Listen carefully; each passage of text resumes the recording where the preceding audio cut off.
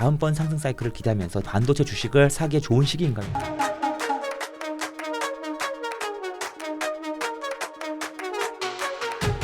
서두르세요. 고정 댓글을 확인하세요. 아까 아무리 트럼프가 다시 대통령 된다 하더라도 러시아 우크라이나 전쟁 끝내기는 쉽지 않다. 네. 너무 어렵다라고 말씀해 주셨는데 중동 지역이 사실은 마찬가지잖아요. 네. 이스라엘이 미국 말 안 듣고 있고 네. 근데 그게 바이든의 민주당 행정부 때문이었던 건지 다시 트럼프가 되면 중동 전쟁도 끝낼 수 있는 건지는 어떻게 보세요? 네타냐후 정치적인 개인적인 입장 때문에 계속 끌어온 것 같아요. 중간에 몇 번 희망 고문을 많이 하셨어요. 가자 지구를 초토화시키고 나서 네. 이제 인질 석방 얼마 안 남았고 전쟁이 종식되기 직전이다라고 했는데 그때 여론조사 이스라엘 내부에서 봤더니 그래 그럼 조만간 전쟁 끝나는 거야? 너 네타냐후 너 한번 그러면 수사 좀 받아야겠어. 법적 판단을 받아야겠어. 도대체 가자 지구에서 하마스 세력들이 넘어서 반나절 이상 테러를 자행했는데 군경 하나도 콧배기도 안 보이고 이거 책임져야지. 이걸 준비하고 있는 게 확인된 거예요. 지금 전쟁 끝나면 이제 장수를 바꿔서는 안 된다라는 명분 때문에 자기를 놔뒀던 걸 자기가 실각하겠네. 내가 이제 정치적 생명이 끝나겠네 생각이 드니까 전쟁을 연장한 거예요. 세게 나갔죠. 나갔죠. 그리고 네타냐후가 잠시 미국 방문한 적이 있었잖아요. 트럼프도 만나고 바이든도 만나고 그랬을 때 어떤 퍼포먼스가 있었냐면 우리나라에서는 잘 보도 안 됐는데 미국에 살고 있는 이스라엘 국민들, 유대인들을 만났는데 그 유대인들이 누구냐면 지금 가자 지구에 포로로 잡혀있는 101명의 친척들을 만난 거예요. 거기 가세요? 네. 유대인들은 전 세계 퍼져 있잖아요. 예. 그 이스라엘의 예루살렘에 살고 있던 우리 아는 지인이 이번에 가자 지구로 포로 잡혀갔대. 그런데 누가 내 사촌인데 내 뭐 당숙의 고모의 누구 이런 사람도 있잖아요. 그런 사람 미국에 있을 거 아니겠습니까? 그 사람들을 네타냐후가 일부러 찾아갔어요. 그러면서 위로하면서 뭘 했냐면 이제 전쟁이 끝이 보이기 시작했고 금명간 좋은 소식이 들릴 거다라고 하면서 강하게 확신을 가지고 얘기를 했거든요. 그건 미국 행정부하고도 어느 정도 뭔가 컨선이 있었다는 얘기라고 저는 해석을 했어요. 안 그랬으면 그 말이 또 희망 고문이 돼서 오히려 되치기가 될 수 있거든요. 네네네. 그렇게 그렇게 강하게 얘기한 건 휴전 협상이 이제 막바지가 되나 보네. 미국이 뭔가 지시도 했고 본인도 따를 생각이 있나 보네 했는데 그게 또 전반적으로 이스라엘에 보도되고 났더니 다시 여론이 그래? 그럼 너 이제 수사받아야 돼. 내려와. 예, 내려와야 돼. 이게 나오니까 이제 헤즈볼라까지 치고 올라간 거예요.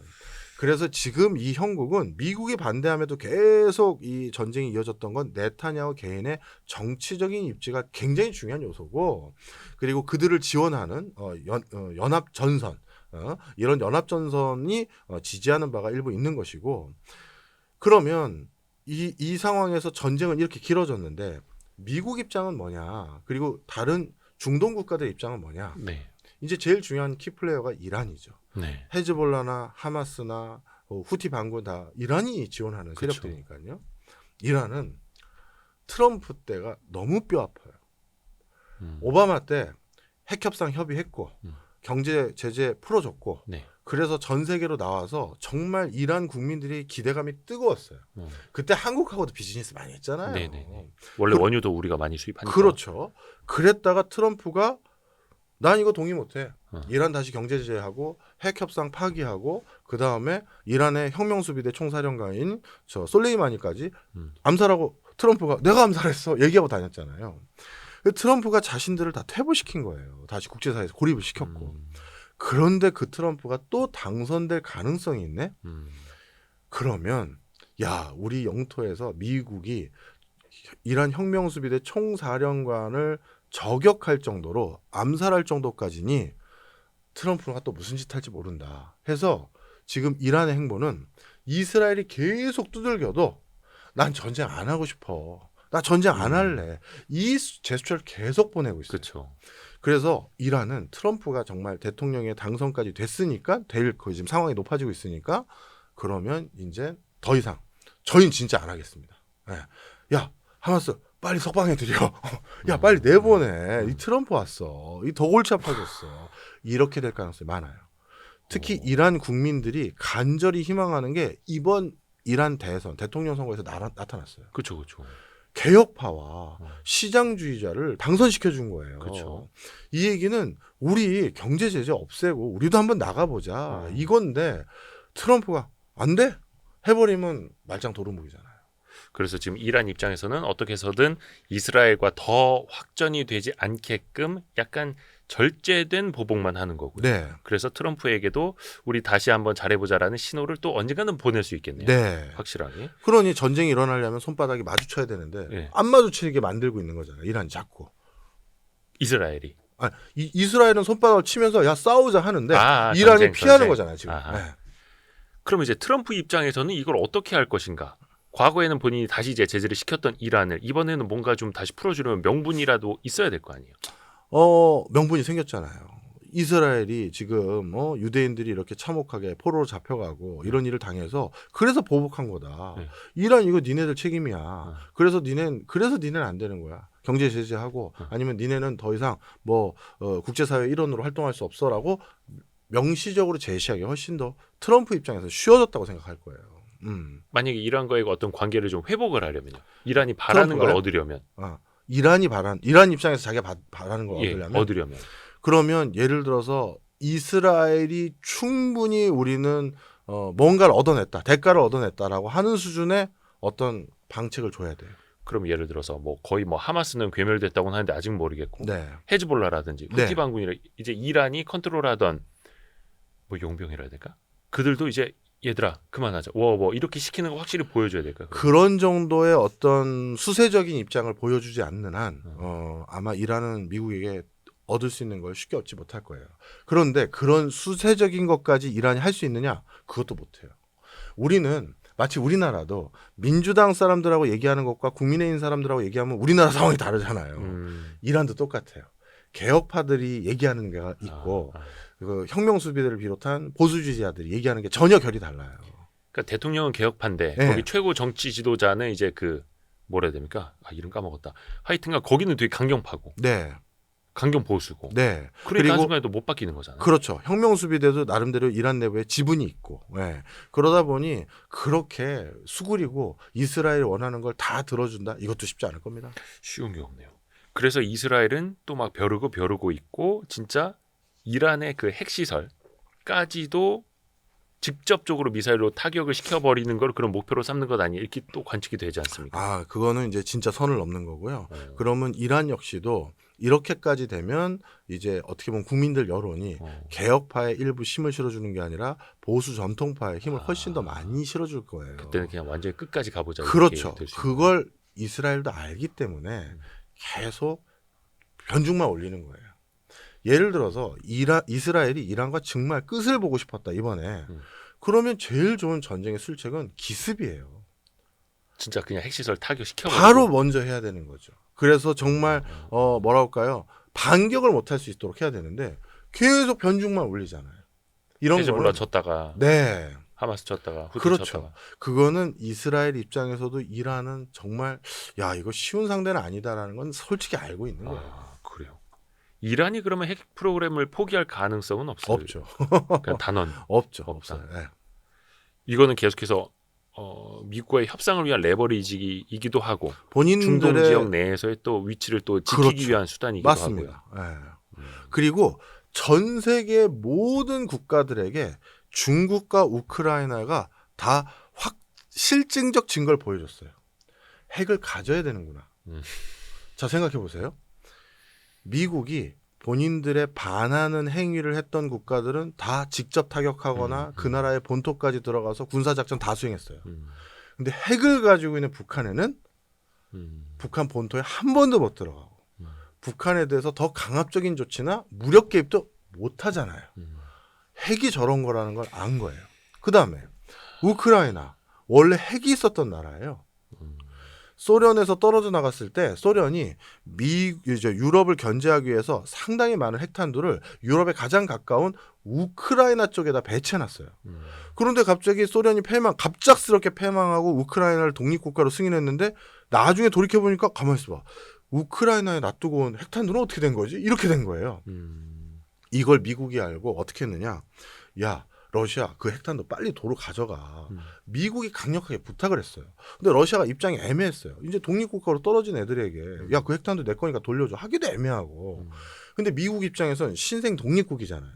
이 신생 독립국은 어떻게 될지 모르는 거거든요. 갑자기 테러리스트가 장악해서 핵탄두 몇 개 가져갔다 큰일 날 일이에요. 그래서 우크라이나를 설득했어요. 미국이 엄청난 경제 제재를 경제 지원을 해줬거든요. 지원. 그걸 통해서 제발 이 핵탄두를 돈 줄 테니까 러시아에게 돌려줘 해서 우크라이나가 전부 돌려줬어요. 그런데 지금 우크라이나 국민들 사이에서 그때 핵탄두를 몇 개라도 안 돌려줬으면 지금 우리가 이렇게 굴욕적으로 공격을 당했겠느냐 이 소리가 나오거든요. 자, 그래서 이란도 핵에 대한 잠재적인 핵 보유국의 지위를 가지고 있는 언제든지 만들 수 있는 상황까지 됐으니까 그거 절대 버리지 않습니다. 그러네요. 그 또 왜 반면교사 사례들이 원체 많아가지고 그렇죠. 어떻게 된다라는 것도 다 알고 있겠고 그 이스라엘이 또 그 헤즈볼라 공격 많이 하면서 레바논 상황도 굉장히 좀 어지러워졌잖아요. 근데 또 이게 레바논은 사실상 뭐 무정부 상태라고 하고 근데 또 헤즈볼라가 레바논 국민들의 절대적인 지지를 받는 또 정치적인 조직은 또 아니고 네. 일부만이라고 하고 그러면 레바논 정부는 아예 어떻게 손을 쓸 수가 없는 상황인 거예요? 네, 맞습니다. 헤즈볼라는 레바논에서 무시할 수 없는 유력한 정당이자 실제 입각까지 했어요. 네. 국회의원도 배출하고 있고요. 예. 장관직도 몇 개 수행을 하고 있는 거예요. 예. 그러니까 레바논의 국가의 일정 지분을 가지고 있는 정치 세력인 거예요. 그런데 그 세력이 지금 전쟁의 직접적인 당사자가 돼버렸는데 이게 그러면 국가 공권력의 일부가 전쟁의 당사자가 된 거니 100% 부인도 할 수가 없고 이건 레바논 전쟁입니다. 이렇게 얘기하기도 힘들어요. 레바논은 시아파를 대표하는 정치 세력이 헤즈볼라가 이미 그 어떻게 보면 종주적인 역할을 하고 있고 다른 종파들도 많이 있고 기독교 세력도 있거든요. 그런 것들이 연합해서 내각도 구성하고 국가 살림도 하는데 그중에서 의미 있는 헤즈볼라가 전쟁을 하고 있기 때문에 레바논도 이렇다 저렇다 쉽게 정부의 단일한 입장을 내기가 어려워요. 근데 이게 어떻게 따져보면 물론 이제 옛날부터 이스라엘이 작지만 강한 나라라고 하고 군사력으로는 이제 압도적이라고 했는데 이란, 헤즈볼라, 하마스 거의 3대1이라고 네. 봐야 될까? 3대1 전쟁에서도 이스라엘이 압도적으로 지금 우위에 있다 이렇게 봐도 되는 걸까요? 그렇습니다. 그래서 이건 근데 더 끝내기도 어려운 거고. 네. 근데 어떻게 보면 이제 힘의 균형으로 이스라엘이 모든 걸 다 이제 끝내기에는 또 좀 모자람이 있고. 그렇죠. 그래서 더더욱이 안 끝나는 거고. 네. 그러면 이스라엘이 끝끝내 원하는 건 뭡니까? 어떻게 해야지 이스라엘 입장에서는 만족할 수 있는 거? 아까 뭐 네타냐후 정치적 입지 얘기도 좀 해주셨습니다만. 네타냐후가 원하는 거예요. 이건 이스라엘 국민이 원하는 게 아니에요. 이스라엘 국민에게 지난번 전쟁 1주년 됐을 때 10월 4일인가 히브리 대학교에서 이스라엘의 서울대 같은데요. 네네네. 거기에서 그 설문조사를 했어요. 국민들 대상으로. 어떤 걸 원하냐? 그랬더니 이번 전쟁의 1순위는 101명의 그 포로 네. 석방하는 데 둬야 된다. 대부분 돌아가셨다고 하던데. 그럴 가능성이 있지만 아직 시체를 확인한 건 아니니까요. 네. 101명을 하여튼 어떻게든 확인하는 거다. 시체든 아니면 석방이든. 근데 하마스는 아직 있다고 포로가 있다고 얘기하니까. 그래서 그게 1순위고 그 다음에는 뭐 해야 된다? 전쟁 바로 끝내야 된다. 그리고 또 네타냐후를 비롯해서 정치 세력에 대해서 이번에 심판해야 된다. 이게 수순이에요. 이게 설문조사에 나왔던 결과예요. 그러다 보니까 네타냐후는 이거가 좀 무마될 수 있는 상황까지는 끌려고 하는데 그런데 헤즈볼라랑 싸움하고 나서 여론이 상당히 좋아졌어요. 네타냐후로. 네. 그래요. 옛날에는 거의 탄핵 직전이었는데 지금은 헤즈볼라 타격한 거 이건 잘했네. 이거 진짜 잘했네. 이런 얘기가 많아져서 지금은 지지 기반이 조금 더 공고해졌어요. 또 얼마 전에는 가장 이제 최근에는 그 하마스 공격을 이제 진두지휘했던 국방부 장관을 경질을 했더라고요. 네. 국방부 장관인데 약간 좀 유화적인 제스처를 계속해서 표하니까 오히려 이제 강경한 네타냐후는 야 너 그만해. 더 강경한 애 데려올 거야. 이렇게 해서 국방부 장관을 교체했더라고요. 네. 이것도 또 의미가 있는 거잖아요. 그러니까 전쟁이 자꾸 길어지면 그 과정에서 내각에 있는 사람들도 생각이 다를 거 아니겠습니까? 네. 이제는 더 오버다. 이거는 이제 끝내야 된다. 이런 다른 얘기하는 사람들을 딱 실각시켜서 입을 닫게 만드는 거죠. 어떻게 좀 평화적인 해결 방안은 없는 겁니까? 사실 이거는 이스라엘만 딱 중단하면 전쟁이 안 일어나는 사실은 거잖아요. 네. 이란을 안 하고 싶어 한다고 했고 헤즈볼라는 반격할 수 있는 상황마저도 다 초토화돼 버렸고 헤즈볼라는 트윈타워예요. 죄송합니다. 헤즈볼라는 원타워고 하마스가 트윈타워인데 음. 하마스 트윈타워는 둘 다 지금 다 사망했고 음. 헤즈볼라는 원탑이었는데 사망해서 후계자 안 터더니 그 사람도 또 지금 제거를 했어요.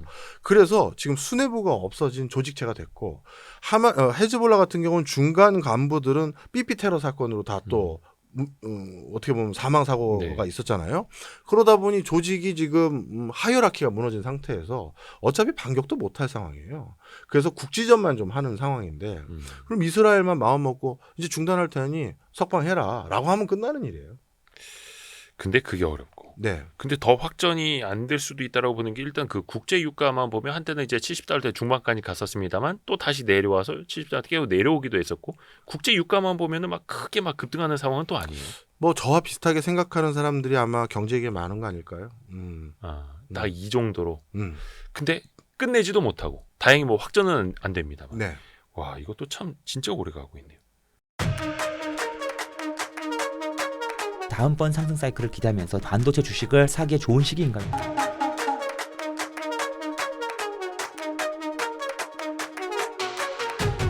서두르세요. 고정 댓글을 확인하세요.